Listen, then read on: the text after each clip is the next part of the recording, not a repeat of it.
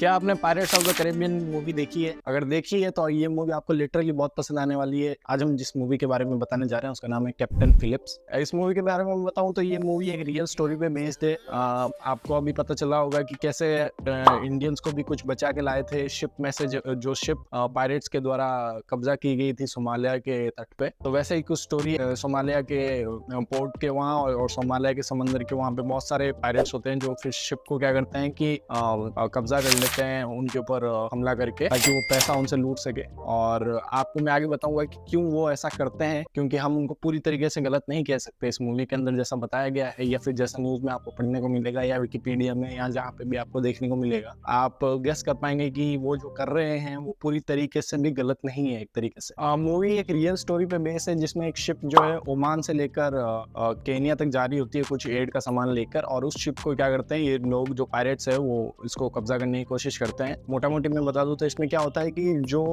Foreign international लोग हैं, जैसे कि रशिया हो गए, यूएस हो गए, चाइना हो गए, ये सब क्या करते थे, जैसे सोमालिया में इंस्टेबिलिटी बढ़ी तो वहाँ पे वो लोग क्या करते थे, अपनी शिप्स भेज के, जो भी इंटरनेशनल इलीगल फिशिंग कार्टल्स है वो क्या करते थे, अपनी शिप भेज के सोमालिया के वाटर से बहुत ज्यादा फिशिंग करना शुरू कर दिए थे उन लोगों ने। और प्लस अपना जो मेडिकल वेस्ट है या फिर रेडियो एक्टिव वेस्ट है वो उन्होंने उन बड़े बड़े ऑफिशियल्स के साथ, सोमालिया के बड़े ऑफिशियल्स के साथ बातचीत करके उनके लैंड पे डालने लग गए थे, जिसकी वजह से जो इंस्टेबिलिटी है और ज़्यादा बढ़ गई और वहाँ के जो आम लोग हैं उनको रोजगार मिला नहीं। फिशिंग से उनका घर चलता था, फिशिंग भी उनको नहीं करने को मिली, क्योंकि जो बड़े बड़े इलीगल शिप्स हैं, जो फिशरी शिप्स है, वो डायरेक्ट उस वाटर में जाके फिशिंग करने लग गए, जिससे कि तादाद जो है मछलियों की काफ़ी कम हो गई। तो इसको चलते ये लोग इतना गुस्सा हुआ इनको कि ये लोग सारे शिप को ही लूटने लग गए फिर, कि चलो ये हमसे लूट रहे हैं, हमारे पानी में से फिश लूट रहे हैं, हम इनकी पूरी शिप ही लूट लेंगे। तो अब ऐसा करते करते ये लोग क्या करते थे कि पूरे शिप को कब्जा कर लेते थे, और उसके बाद ये रैंसम मनी मांगते थे, 7 मिलियन, 8 मिलियन, 10 मिलियन ऐसा करके शिपिंग कंपनी से। और आजकल आपको पता भी होगा कि शिपिंग कंपनी में आपको पीरेसी को लेकर भी आपको इंश्योरेंस दिया जाता है। तो इंश्योरेंस कंपनी इनको मोटा अमाउंट पे करती थी अपने कैप्टन और या फिर शिपिंग कंपनी के शिप को छुड़ाने के लिए। अब हम मूवी पे आए तो मूवी की कहानी भी बहुत इंटरेस्टिंग है। इसमें दो कैरेक्टर बहुत अच्छे से इन्होंने प्ले किया है। एक तो कैप्टन फिलिप्स रिचर्ड का कैरेक्टर टॉम हैंक्स ने, उन्होंने बहुत अच्छे से प्ले किया है। और एक बरकत अब्दी करके कैरेक्टर है, जिसमें वो होता है जिसने पायरेट का लीडर, तो उसने वो कैरेक्टर बहुत अच्छे से प्ले किया है। टॉम हैंक्स की बात कर ले तो इन्होंने मूवीज लाइक फॉरेस्ट गम में काम कर रखा है, अ मैन कॉल्ड ऑटो में काम कर रखा है, एक और मूवी इन्होंने काम कर रखा है द बिग के अंदर। फॉरेस्ट गम जैसी मूवी बहुत फेमस हुई थी, आपको पता होगा कि आमिर खान ने भी इस सेम मूवी के ऊपर वापस यहाँ इंडिया में मूवी बनाई थी, जो कि फ्लॉप हो गई थी ऑब्वियसली, क्योंकि एक्टिंग इतनी अच्छी नहीं थी। लेट्स मूव टू बरकत अब्दी। इस वाले कैरेक्टर को मैं अच्छे से प्रेस करना चाहूंगा, क्योंकि इनका जो लुक है ना इसके अंदर बहुत शानदार है। ऑब्वियसली ये दिखता ही ऐसा है, पर स्टिल जो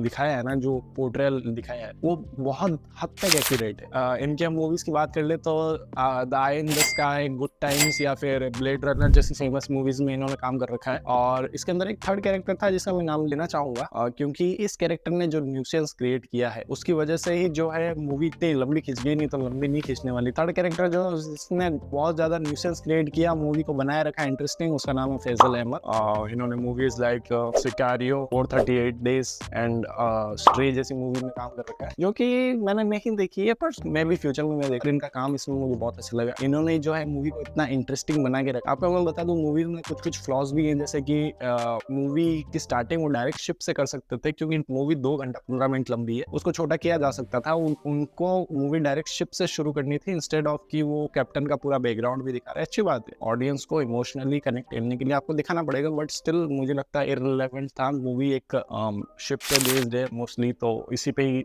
स्टार्टिंग से ही दिखाना चाहिए था। चलो कोई बात नहीं। फिर उसके बाद नेक्स्ट सीन जो है, जिसमें मुझे बहुत ज्यादा ऐसा फील हुआ कि यार कि ऑलरेडी इनको शिपिंग कंपनी से और सिक्योरिटीज होती है उनसे इनको मेल आ रही थी, फोन कॉल आ रहे थे कि शिप पे हमला हो सकता है, पायरेट्स बहुत ज्यादा है सोमालियन वाटर में, तो आप ध्यान रखें। फिर भी पता नहीं कैसे ये लोग हाईजैक हो गए। और प्लस एक वो सीन है जहाँ पे ये लोग क्या करते हैं, ड्रिल करते हैं, ट्रेनिंग ड्रिल, कि अगर ऐसा कोई पायरेट अटैक होता है तो हम क्या करेंगे। ड्रिल करते करते ड्रिल खत्म हुई, उसके अगले ही पल पायरेट अटैक हो गया। तो मतलब थोड़ा बहुत राइटिंग पे ध्यान देना चाहिए था, बट स्टिल मूवी बहुत अच्छी लगी मुझे, बहुत इंटरेस्टिंग लगी। और एक सीन है जो मुझे बहुत अच्छा लगा, जिसमें वो जो कैप्टन है वो फेक कॉल करता है just to let pirates let's know that help is coming. तो क्या वो ऐसा कॉल करता है, तो मुझे वो सीन बहुत अच्छा लगा। बंदे ने जो मतलब कि इंटेलिजेंस दिखाया है उस टाइम पे बहुत अच्छा। एक जो मूवी में लीडरशिप क्वालिटी दिखानी चाहिए एज अ कैप्टन, उसने बहुत अच्छे से निभाया है उसमें टॉम हैंक ने। क्योंकि आप अगर देखेंगे मूवी तो उसमें आपको पता चलेगा कि कैसे उसने अपने क्रू को बचाने के लिए कहा कि आप मेरी जान ले लीजिए पर मेरे क्रू को छोड़ दीजिए, because I am the captain of the ship. और वो बहुत अच्छे से हिट करता है। और क्रू भी ऐसी नहीं है कि अपने कैप्टन को छोड़ दे। कैप्टन जब कब्जा होता है, मैं थोड़ा सा स्पॉइलर दूंगा, कैप्टन जब कब्जे में आ जाता है तो फिर क्रू भी उनका पीछा नहीं छोड़ती। वो पूरा का पूरा शिप लेके उनके पीछे पड़ी रहती है कि जब तक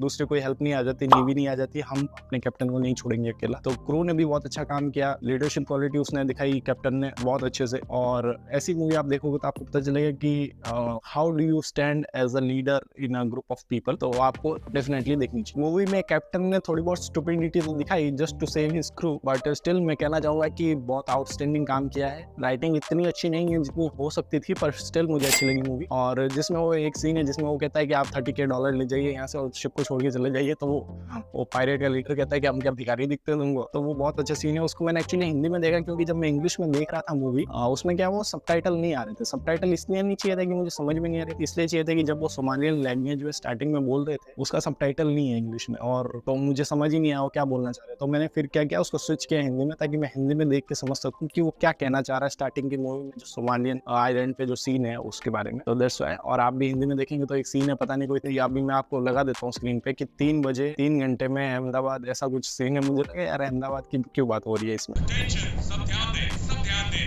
3 घंटे बाद 3 बजे हम रवाना होंगे। मूवी में एक और सीन है, बहुत ज्यादा स्पॉइलर मैं दे रहा हूँ, बट ये मूवी बहुत पुरानी हो चुकी है तो मोस्टली लोगों ने देख रखी होगी, और जिन्होंने नहीं देखी वो देखोगे तो भी अच्छी लगेगी आपको, इंटरेस्टिंग। मूवी में एक सीन है जहाँ पे वो पायरेट कहता है कि मैं अमेरिका जाना चाहता हूँ, मैं हमेशा से अमेरिका जाना चाहता था। और एंड में जब उसको लेके जाते हैं, वो सीन देखोगे आपको लग जाएगा कि भाई कैसे गया ये अमेरिका। मूवी में बहुत अच्छे से एक अच्छा डेवलप नेशन और एक पुअर नेशन के बारे में भी बताया है कि कैसे जो बेसिक थिंग्स है जो एक इंसान को मिलनी चाहिए अपने नेशन में, वो भी नहीं मिल रही है सोमालियन लोगों को। तो वो जब ऐसा सीन दिखाते हैं उसमें आप अच्छे से देखोगे मूवी एकदम कॉन्सेंट्रेट करके, तो एक दो लाइनें ऐसी है जो आपको बहुत अच्छे से हिट करेगी कि हाँ, एक डेवलप नेशन में जो बेसिक चीजें हैं वही चीजें लग्जरी है इन अ पुअर कंट्री। तो वो सीन भी बहुत अच्छा है। मूवी बहुत इंटरेस्टिंग है। आपको लास्ट के आधे घंटे तो ऐसे हुक करके रखेगी, लास्ट के आधे घंटे के स्टार्टिंग से ही आपको बहुत अच्छे से हुक करके रखेगी, पर लास्ट के आधे घंटे इतने अच्छे से हुक करके रखेगी ना कि आप मतलब कि, और बहुत इंटरेस्टिंग बना देते हैं जब एक ही छोटे से